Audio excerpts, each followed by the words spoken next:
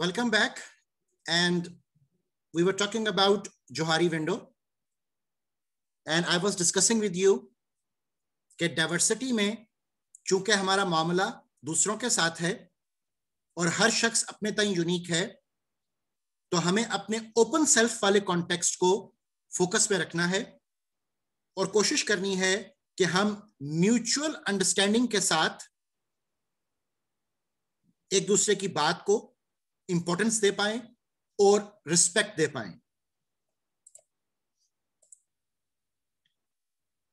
So, coming to the discussion related to the organizational facility, what is diversity at the workplace?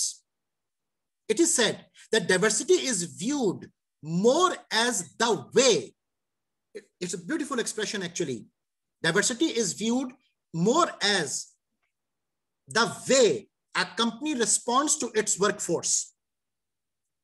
It's the differences that make each person unique. तो हमारे दरमियान जो फर्क है, दरअसल वो फर्क हमें यूनिक बना रहे हैं और हर शख्स दूसरे शख्स से यूनिक है। And we need to respect this phenomena. Differences को समझना सीखें और डिफरेंसेस की रिस्पेक्ट करना सीखें। अब there are certain dimensions of diversity. The diversity context is not actually that simple.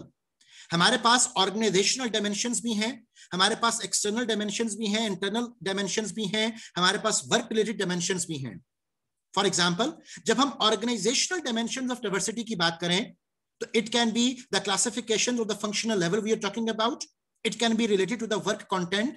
It can be the different divisions and departments and units and groups we belong to. It can be on the basis of seniority.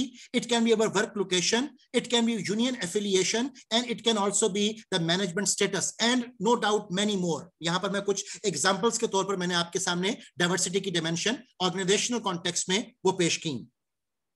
अगर हम external dimensions की बात करें, तो उसमें the income, the religion, the work experience, the appearance, the parental status, the marital status, the personal habits, the recreational habits, educational background, ये वाले perspectives external dimensions के तौर पर human perspective में count किए जाते हैं। अगर हम इंटरनल डायमेंशंस की बात करें, तो दैट कैन बी, अगर अगेन हम ह्यूमन को मेन फोकस में रख रहे हैं, it can be the age, it can be the gender, it can be the sexual orientation, it can be the physical ability, ethnicity, race. So there are many internal dimensions जो कि एक शख्स की जात से बिलोंग कर रही हैं। इसी तरह अगर हम वर्क रिलेटेड डायमेंशंस की बात करें, तो वर्क रिलेटेड डायमेंशंस में वी कैन हैव मोटिवेशन. अब हमने बेशुमार मोटिवेशन की थ्योरीज देखी, मैस्लोज हायरार्की नीड थ्योरी से लेकर हमारे पास एल्डरफर्स की ईआरजी थ्योरी मौजूद है, हमारे पास विक्टर व्रोम की एक्सपेक्टेंसी थ्योरी मौजूद है, हमारे पास बेशुमार और aspects of theoretic motivational theoretical perspectives मौजूद हैं। हर्ट्जबर्ग टू फैक्टर थ्योरी की हम बात कर सकते हैं, इंट्रिंसिक एंड एक्सट्रिंसिक एस्पेक्ट्स की बात कर सकते हैं। तो हर शख्स एक different level of need and different level of motivation पर प्रिवेल करेगा। तो जब डिफरेंसेस ऑफ मोटिवेशन आ गए, तो हर कोई यूनिक हो गया, डाइवर्सिटी में आ गया इन टर्म्स ऑफ मोटिवेशन। इसी तरह आपकी पर्सनैलिटी, हमारे पास बिग 5 मॉडल मौजूद है, हमारे पास MBTI स्कोर्स मौजूद हैं। सो बेशुमार एस्पेक्ट्स में हम पर्सनैलिटीज को एवेल्युएट कर सकते हैं, कोई इंट्रोवर्ट है तो कोई एक्सट्रोवर्ट है। लाइकवाइज हमारे वर्क एथिक्स हैं, हमारा एक्सपीरियंस है, हमारा एटीट्यूड है, जॉब रिस्पॉन्सिबिलिटीज है, एम्प्लॉयमेंट स्टेटस है। इस तरह बेशुमार पर्सपेक्टिव्स हैं जिसमें के diversity can prevail and exist, and that diversity ensures that every person in that context is actually unique. अब इसमें से, इस पूरी लिस्ट में से मैं कुछ एस्पेक्ट्स पर आपसे बात करूंगा। फॉर एग्जांपल, जब हम कल्चरल पर्सपेक्टिव में चीजों को देखते हैं, तो different people can belong to different context of culture. There are certain cultures which are taken up as lower context cultures, which are like change oriented, adaptive, flexible, and there are certain which are high end cultures which are of high context, और high context cultures के अंदर change orientation, adaptability, flexibility उस तरीके की नहीं होती जैसा कि lower context में होती है। सो इसको आप वीक कल्चर और स्ट्रॉन्ग कल्चर के पर्सपेक्टिव में भी वो जानते हो। तो जाहिर है कि जब हम कल्चरल पर्सपेक्टिव की बात कर रहे हैं, तो diversity on the basis of the cultural perspective में हमारे पास बेशुमार मॉडल्स भी मौजूद हैं। जैसे नेशनल कल्चर्स को एनालाइज करने के लिए होफस्टेड का मॉडल है, उसमें masculinity, femininity, individualism, collectivism, long term orientation, short term orientation, तो बेशुमार एस्पेक्ट्स हैं जिसके ऊपर बात की जा रही होती है। इसी तरह ऑर्गेनाइजेशनल कल्चर्स को स्टडी करने के लिए कल्चरल वेब जैसा हमारे पास मॉडल मौजूद है, उसमें स्टोरीज हैं, मिथ्स हैं, नॉर्म्स हैं, वैल्यूज हैं, बेशुमार एस्पेक्ट्स हैं जिसके ऊपर आपके जो ऑर्गेनाइजेशनल पैराडिम है वो डिपेंड कर रहा होगा।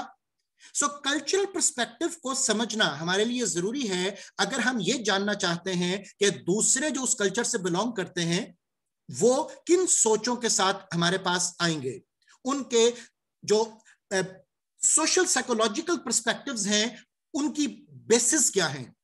सो कल्चरल कंपिटेंस का वर्ड हमारे पास आता है, and the cultural competence is the ability to interact effectively with people from different cultures beyond the boundaries of their own cultural interpretations and biases.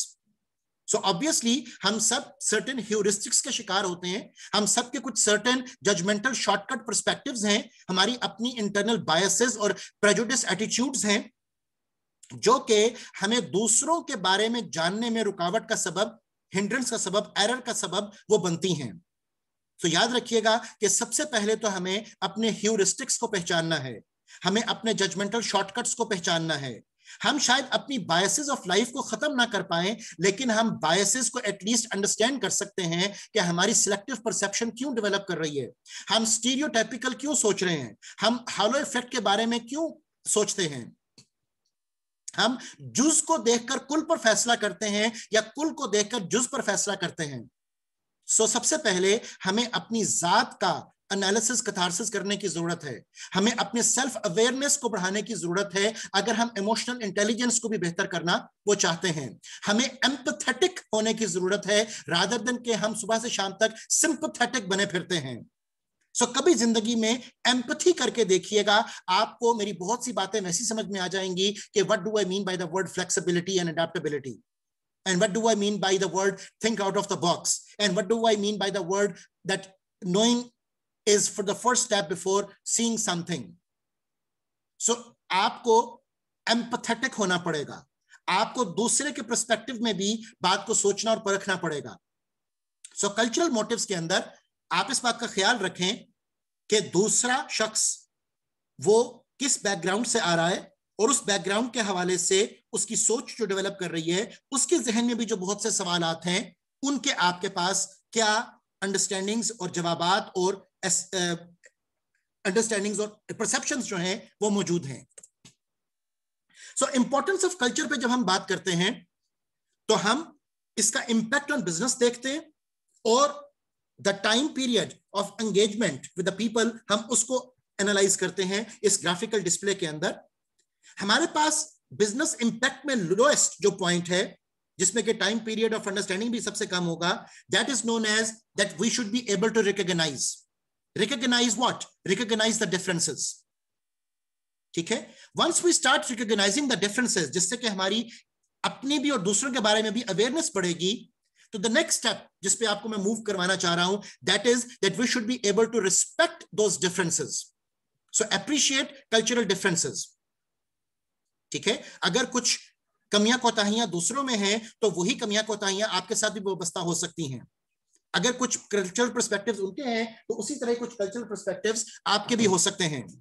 So recognize is the first step जिसमें हम समझ पाए कि actually differences क्या हैं।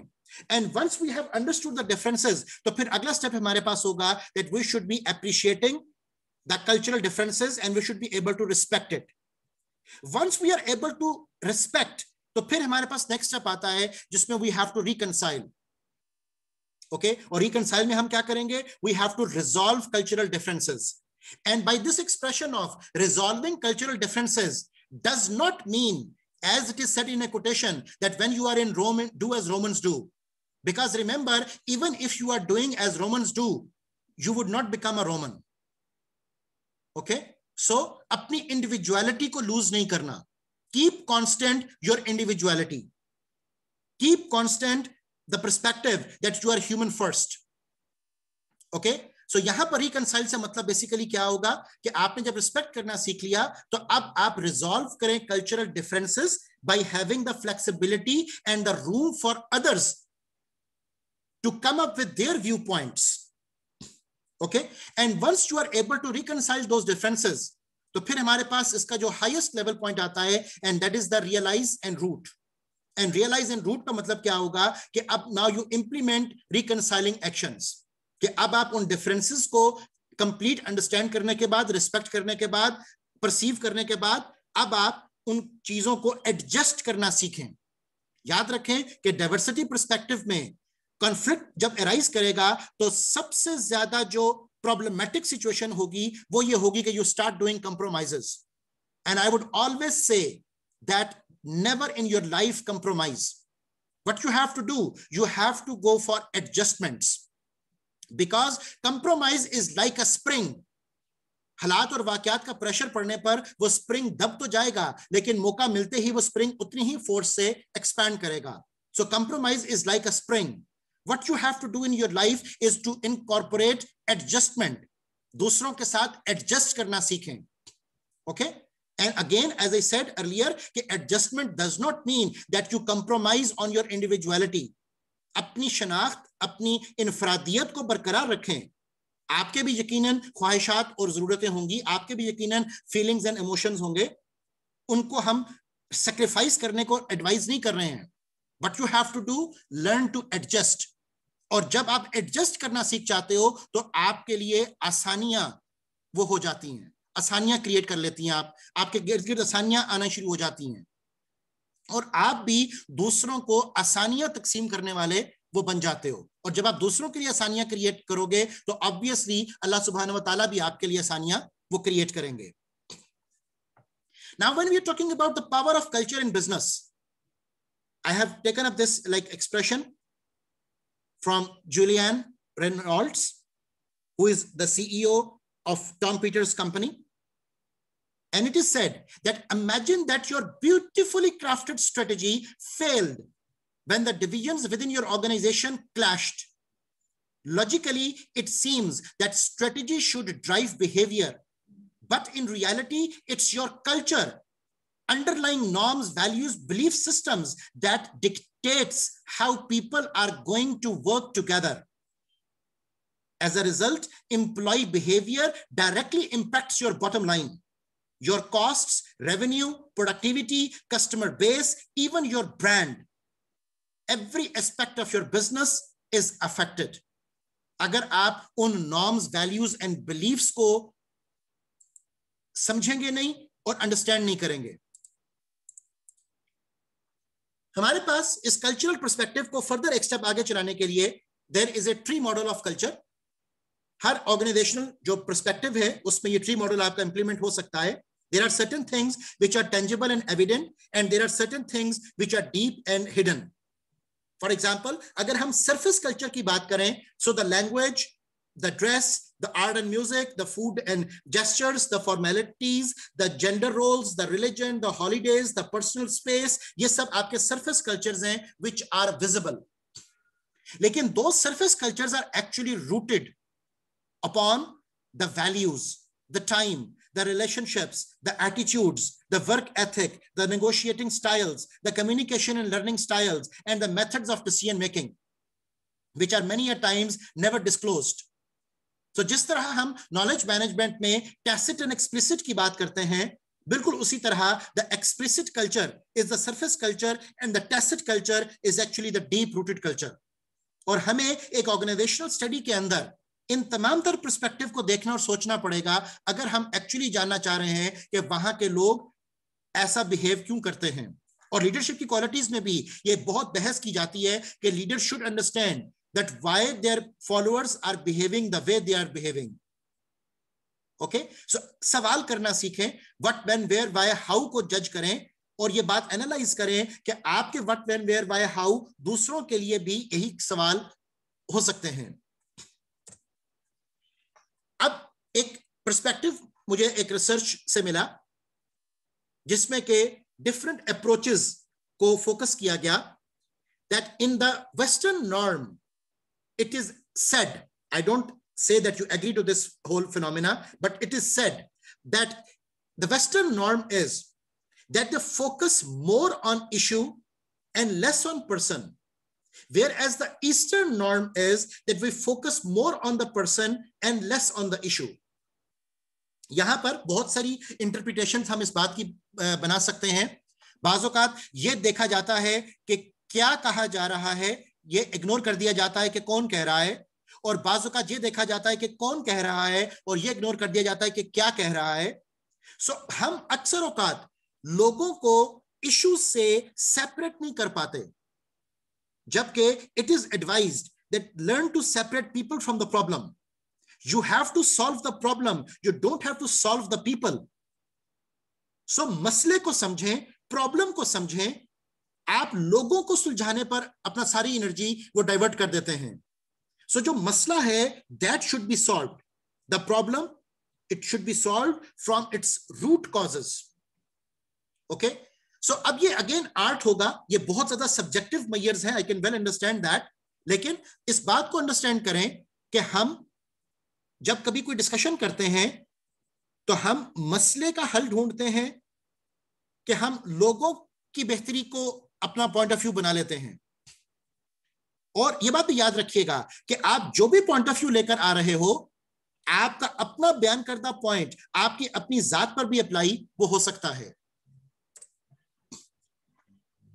Now, moving towards another organizational perspective, that when we look at the workforce demographics, there is a concept which is evolving these days, and it is like one of the like highlighted issues, and that is graying of workforce. The graying would mean the older workers, the aging people. So graying of workforce के भी कुछ negative aspects हैं और positive aspects हैं. So negative aspects की जब हम बात करते हैं of the older workers, it is said that perceived resistance to change by older workers, बिकॉज वो तब्दीली को इतनी जल्दी अडॉप्ट नहीं करते. Increased health care cost for senior workers, another issue, that is a negative aspect of older workers. Blocking advancement opportunity for younger workers, so that is one of the negativities they have sorted out. Higher wage and salary costs for senior workers, so organisation उनको cost perspective में ज्यादा visualise करती है as compare to कि आप उन older worker से benefit क्या ड्राइव कर रहे हो. जिसके बरक्स older workers की जब हम बात करते हैं, क्योंकि diversity on the basis of age is one of the major issues that we have to look at, तो positive aspects of older workers क्या हो सकते हैं? For example, as productive or more productive than younger workers. It is like ये सब research evidence पे based हम discussions कर रहे हैं. And have more organizational loyalty than younger workers, because उनका एक अरसा गुजरा होता है उस organization के साथ, so they are not job hoppers. They don't switch the organizations for nothing. And possesses broader industry knowledge and professional network. So ये तमाम तर वो चीजें हैं जो कि older workers के लिए positive aspects में काउंट की जाती हैं. And obviously जैसे हमने पिछले सेशंस में भी बात की थी कि you have to sometimes create a trade-off.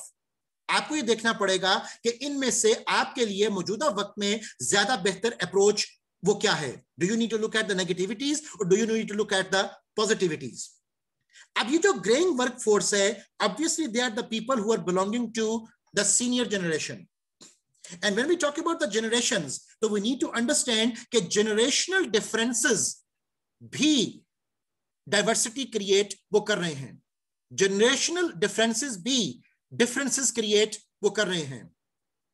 और हर generation दूसरी generation से unique है. जैसे कि बेबी बूमर्स की जब बात की जाती है, जिनका के जो डेट ऑफ बर्थ है that is between 1945 to 1962, it is said that currently in excess supply in middle management ranks, and HR challenge is to manage plateaued workers, okay, those who have reached to the top of their career and they are like the oldest and the senior most people in an organization, so they are plateaued workers, and we just have a big question that what to do about them now. When we talk about the baby busters, जिनका के era start होता है 1963 से mid 1970s तक, they are often career bottlenecked by boomers, and many have skills in high demand, are doing and will do well. No doubt हमारे पास अगर हम modern age brackets में भी देखें तो there is a big like population chunk जो कि baby boomers से belong करते हैं, and they are obviously expired now or at least retired now. So हर एक दौर के कॉन्टेक्स्ट में ऑब्वियसली ये जो तब्दीलियां हैं वरूनुमा वो होती रहेंगी. When we look at the generation Xers who are late 70s to early 1980s, it is said about them that they have lifelong exposure to technology and constant change, seek self-control, independence, personal growth, creativity, not focused on job security and long-term employment. When we talk about generation Y or baby boom eco, they are like starting from the late 1980s, and they are high comfort level with technology people, global and tolerant outlook on life, highly entrepreneurial, shorter attention span, and opting for more transient and variable project work. So ये उनकी characteristics हैं who belong to the generation Y. और obviously इन्हीं factors को अगर हम further increase कर दें, further magnify कर दें और superlative context में ले जाएं, तो that would become the generation Z or the millennials, जो कि obviously they are the technology people. Okay. So new employee workplace dynamics हमें समझने होंगे इस generation context में भी. और जब हम generations को study करते हैं which are obviously based upon their age, तो अब कुछ और aspects भी हैं जो कि dynamic perspectives के तौर पर organizational lives को affect कर रही हैं. For example, increased personal and family dynamic effects, which is talking about or focusing upon more single parent divorced families and dual career couples. So ये एक modern trend आपको माशरे में देखने को बहुत मिलेगा, जिसमें के single parent or divorced families is the evolving issues. They are the challenges, HR challenges, और dual career couples जो हैं जिसमें husband and wife both are working. So ये हमारे पास आजकल के modern challenges हैं. अब उनको कैसे tackle करना है? That is the big question that we need to address too. Increased non-traditional work relations, for example, part-time, consulting, temporary employment flexibilities, आपका flex time, flex place, इस तरह के जो बहुत से concepts हैं वो evolve कर जाते हैं. So outsourcing and entrepreneurial opportunities, these are the hot topics of today. Likewise, less employee loyalty, more loyal to self का जो concept है ये बहुत तेजी से evolve कर रहा है. So आप कितने loyal to organization हो कि loyal to profession हो, these are the discussions of the modern world. So staying with employers for shorter period, demanding more meaningful work and involvement in organizational decisions, because modern mind जो है वो इन चीजों को respond करता है. और आज का जो modern mind है जब इन चीजों को respond करता है तो obviously organizations को फिर decentralization, flexibility in context को use वो करना पड़ेगा. Otherwise, वो जो clash of generations हैं, they would be coming in. अब strategic perspective में जब हम diversity को visualize करें, तो it is said that determine why diversity is important. And mind you one thing, that diversity is neither a solution nor a problem, because diversity itself के बारे में ये कहा जाता है कि it depends. Sometimes diversity itself is the solution, sometimes diversity itself is the problem. Okay? So determine why diversity is important to you. आप diversity के ऊपर बात अपनी कंपनी के अंदर क्यों करना चाह रहे हो? Why do you want diversity? आप homogeneous environment से heterogeneous environment की तरफ क्यों move करना चाहते हो? Articulate how diversity relates to mission and strategic objectives. और इस चीज को clear किए बगैर diversity को advocate करना एक बहुत बड़ी गलती होगी. Define diversity and determine how inclusive its efforts will be. Make a decision as to whether special efforts should be extended to attract diverse workforce. और diversity के बारे में धुआंधार तकरीर करना तो बहुत आसान है, एक proper diverse workforce को develop करना is a very big strategic challenge. इसी तरह assesses how existing employees, customers and the other constituencies feel about diversity. Okay, तो it is not just your motive. आपको दूसरे stakeholders को भी देखना होगा, strategically speaking, कि दूसरे stakeholders diversity के बारे में क्या कहना चाहते हैं. So determine specific types of diversity initiatives that will be undertaken. और उस diversity effort में, for example, you need to go for affirmative actions. तो उन affirmative actions के लिए आपके पास पहले पूरी strategic planning का होना, HR planning का होना, वो जरूरी होगा. अब जब हम diversity and HR challenges को link up कर रहे हैं, so these are the major questions that we need to address. Number one, how can employees respect differences? उसके लिए obviously हमें cross cultural trainings, diversity trainings वो करवानी होंगी.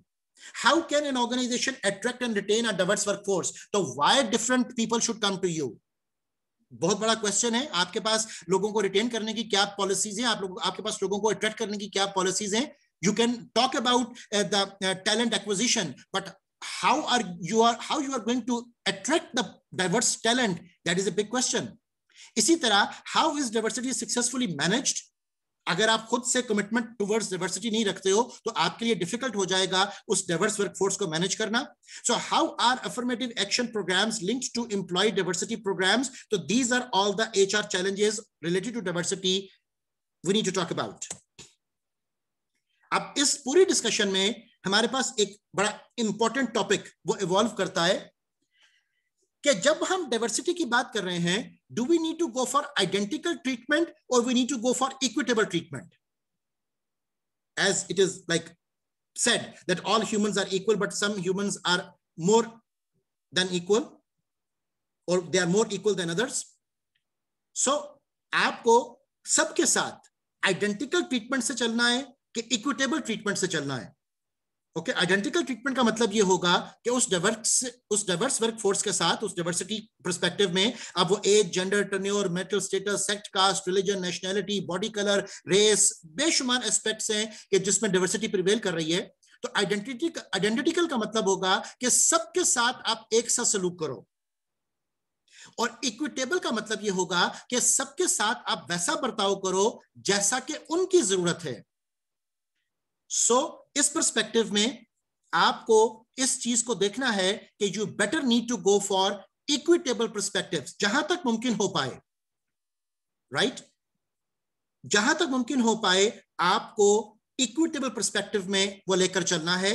अगर आप आइडेंटिकल ट्रीटमेंट के साथ चलोगे तो many a times certain people would be having a benefit and the certain people would be having the harm in case of diversity. ठीक है, अब आपने हॉलीडेज लोगों को ऑफर करनी है, आपने फ्लेक्स टाइम ऑफर करना है, आपने रिम्यूनरेशन ऑफर करनी है. So you need to have package plans and that is something कि जो हमें आइडियलिज्म और रियलिज्म में उलझाने की बजाय इक्विटेबल ट्रीटमेंट्स की तरफ लेकर जाने में मदद देती है कि हम इक्विटेबल ट्रीटमेंट के साथ लेकर चलें by offering flexible package plans. और उस फ्लेक्सिबल पैकेज प्लान्स में हमारे पास मेन्यू लाइक ऑप्शंस होती हैं कि जिसमें से कुछ चीजें फंडामेंटल हम सबके लिए सेम रखते हैं और कुछ चीजों के बारे में हम फ्लेक्सिबिलिटी रखते हैं कि people can opt for their own perspectives and motives and needs and wants and wishes. So dimensions of diversity, उसके अंदर हमें सेकंड एस्पेक्ट लेकर आते हैं. हमने कुछ जनरेशन गैप और एज के हवाले से बात की. अब हम बात करते हैं जेंडर पर्सपेक्टिव में. सो जेंडर इश्यूज को जब हम हाईलाइट करते हैं तो growing number of women working outside the home, ये एक ट्रेंड हमें मॉडर्न वर्ल्ड में और ग्रोइंग इकोनॉमीज में भी देखने को मिल रहा है.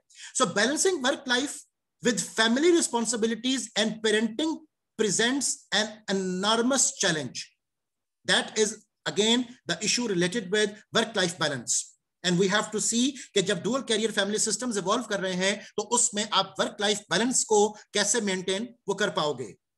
इसके अलावा there is another very important thing I need to highlight is that average full time working female earns about 77% of the average full time working male. और ये स्टैटिस्टिक्स सिर्फ पाकिस्तान की मैं कोट नहीं कर रहा हूं, this is like something world wide. ये एक बहुत बड़ी रिसर्च का हासिल कलाम मैं आपके सामने रख रहा हूं कि that is something which is actually happening even more in the modern world.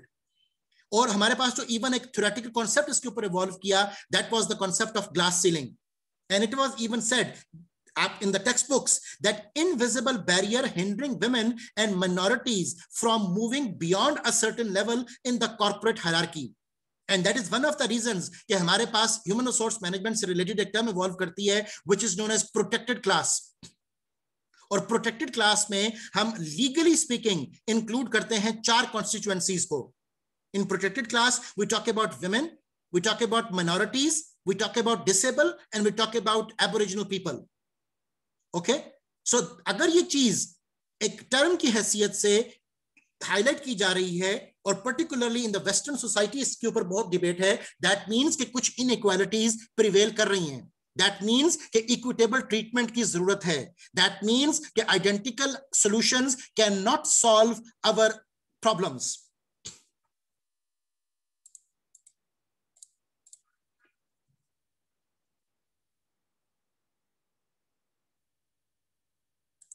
So we have to be careful about the issue कि जब हम इवन प्रोटेक्टेड क्लास की भी बात कर रहे हैं, तो minority is not always just on the basis of religion.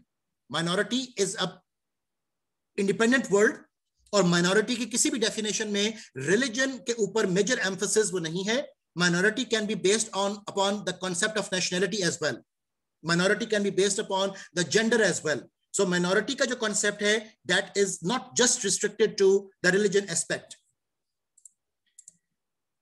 So age distributions, अब जेंडर एंड एज, मैं दो वेरिएबल्स को आपके सामने कंबाइंड फॉर्मेट में लेकर आ रहा हूं कि the average of age of the workforce is gradually increasing. अब ये जेंडर मिक्स के साथ बात हो रही है. Declining birth rates among post baby boom generations simultaneously account for smaller percentage of new entrants into the labor force. So ये तमाम issues जो हैं, these are the social issues that we need to talk about. And due to limits on mandatory retirement, more and more people are working beyond the age at which they might have retired just a few years ago. Okay, so ये तमाम तर issues, अब gender aspect और as aspect, generation gap, हमारे पास different variables जो हैं उनके दरमियान एक एसोसिएशन, एक कोरिलेशन वो क्रिएट हो रहा है. And we need to be sensitive कि तमाम इश्यूज हमारी ऑर्गेनाइजेशंस के साथ भी वो हो सकते हैं. इसी तरह अब आपकी मैं तवज्जो मरकूज करवाना चाहता हूं एक और एस्पेक्ट के ऊपर. जैसे भी आप मैंने प्रोटेक्टेड क्लास की बात की कि let's talk about the disability, कि डिसेबिलिटी के ऊपर बेस्ड भी डाइवर्सिटी प्रिवेल करती है. So disabilities range from hearing impairments to missing fingers or limbs, blindness or paralysis. Okay, अब disability के context में जिन issues का हमें सामना करना पड़ा, they are for example origin of disability, that like if the disability is perceived as being avoidable, for example one injured while DUI is basically driving under influence. DUI is driving under an influence, कि आपने कोई drugs ली हुई हैं और आपका accident हो जाता है and you become disable. So that was something which was avoidable. तो को-वर्कर्स क्या करते हैं? Co-workers are likely to react more negatively.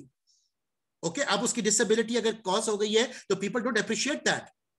People would be always be looking down upon the person कि you did it to your own self by your own will.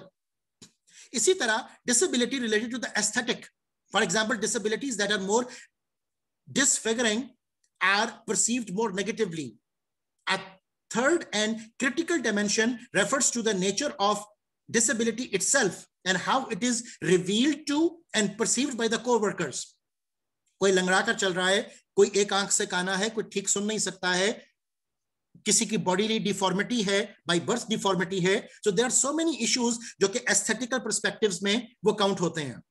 और लोग उसके बारे में क्या राय रखेंगे, लोग उसको किस नजर से देखेंगे और हर वक्त उसको किन नजरों का सामना करना पड़ेगा. Even that can be taking the shape of the bullying and the harassment topic. इसी तरह not physically obvious, for example disabilities such as back injuries are granted accommodation but may raise resentment from the co-workers. Okay, and sometimes there are certain disabilities जिसके बारे में हमें इस बात को भी सोचना पड़ेगा कि वो disability is not apparently visible. Okay, and if it is not apparently visible, तो अब आप उस disability को कैसे टैकल करोगे, लोग उसको कैसे रिस्पॉन्ड करेंगे, बिकॉज अगेन हम एक सोशल कॉन्टेक्स्ट में चीजों को एलैबोरेट वो कर रहे हैं. Okay, and don't confuse yourself with the expression of disability with the expression of differently abled. Okay, so ability would be counted as your set of skills, competencies, proficiencies. Okay, and disability is something जो कि आपके लिए एक negative connotation में word use होता है, which is not something which is essential, required, beneficial or is appreciated. So diversity can also be the source for your competitiveness. There are 6 issues on how diversity can be source of competitive advantage. Diversity can help you in reducing cost by coming up with more novel ideas. It can help you in resource acquisition because आपका जो talent है वो different perspectives में develop कर रहा है. It can be related to your marketing perspective. आप उस चीज को demonstrate भी कर सकते हो publicly भी और organizationally भी और industrially भी कि आप एक diverse workforce को manage कर रहे हो. It can be linked with your creativity because जितनी ज्यादा डाइवर्स आपके पास लोग होंगे, उतनी ज्यादा डाइवर्स आपके पास थॉट्स होंगी, उतनी ज्यादा डाइवर्स आपके पास क्रिएटिव एंड इनोवेटिव आइडियाज होंगे. Different people would be coming from different exposures and backgrounds. इसी तरह प्रॉब्लम सॉल्विंग के अंदर कंपैरेटिवनेस क्रिएट की जाती है through diversity. And it is also argued कि सिस्टम्स की flexibility is something which can be determined through diversity and can be the source for creating your competitiveness. अब diversity जब एक organization में prevail कर रही है, तो how different individuals actually respond to that diversity? There are 4 theoretical ways जिससे कि आप diversity को respond करते हो. जैसे हमने पहले डिस्कस किया कि you have to start from understanding कि वो differences हैं क्या. For example, one must be clear on the nature and meaning of diversity. और जाहिर है कि वो उस diversity की रिस्पेक्ट भी तभी कर पाएगा जब उसको एक्चुअली पता हो कि context of diversity वो है क्या. इसी तरह the second individual strategy can be to come up with empathy. And as you know, कि empathy is in an organization is something that one should try to understand the perspectives of others. और इन perspectives के हवाले से जैसे हमने session के शुरू में बात की कि आपके पास रिस्पेक्ट एलिमेंट होना चाहिए to respect the perspectives of other people. एक और बहुत इंपॉर्टेंट चीज जो इंडिविजुअल स्ट्रेटेजी के तौर पर काउंट की जाती है when we are dealing with diversity is actually the tolerance. Okay, so सब्र और बर्दाश्त, these are 2 very important aspects. और सब्र और बर्दाश्त में बड़ा इंटरेस्टिंग फर्क एक दफा मैंने स्टडी किया, एंड दैट वाज कि सब्र उस वक्त शुरू होता है जब मजीद बर्दाश्त ना हो सके. So tolerance is something which is very important. In an organization, one should be willing to tolerate cultural differences. Okay, तो जब तक आप में tolerance नहीं होगी तब तक obviously neither you're going for empathy nor you'll be trying to understand what others are saying. इसी तरह communication, जैसा भी हमने जिक्र किया कि noise can take place in this whole phenomena. So communication, it should be 2 way. आप अपनी बात भी वाज़िया कर पाएं और दूसरे के पर्सपेक्टिव को भी, दूसरे की बात को भी वो समझने का हौसला वो रखें. अब जब हमने डाइवर्सिटी को एक ऑर्गेनाइजेशन के अंदर ट्रिगर करना है तो we can go for adopting affirmative action. And as you know कि अफर्मेटिव एक्शन, इससे हम एडवर्स इंपैक्ट को भी वो एलिमिनेट कर सकते हैं. और इक्वल एम्प्लॉयमेंट अपॉर्चुनिटी का जो कॉन्टेक्स्ट है, लीगल कॉन्टेक्स्ट के हवाले से बात कर रहा हूं, उसमें भी affirmative action is sometimes required. So affirmative action is basically instituted to curb discrimination and correct the past exclusion of women and minorities. Nonetheless, employment discrimination still persists. Affirmative action has not adequately improved the upward mobility of women and minorities, and that is something which is again not just linked with the third world countries or underdeveloped countries, it is also linked with the developing world and developed world as well. और बाज़-औक़ात जब हम affirmative action की बात कर रहे हैं तो reverse discrimination का मसला भी हमारे सामने रूनुमा हो जाता है. And as you know, reverse discrimination exists when qualified males are passed over for employment opportunities. हमारा सेशन टाइम खत्म हो रहा है. काली नेक्स्ट सेशन में ज्वाइन कीजिए टू कंटिन्यू अवर डिस्कशन.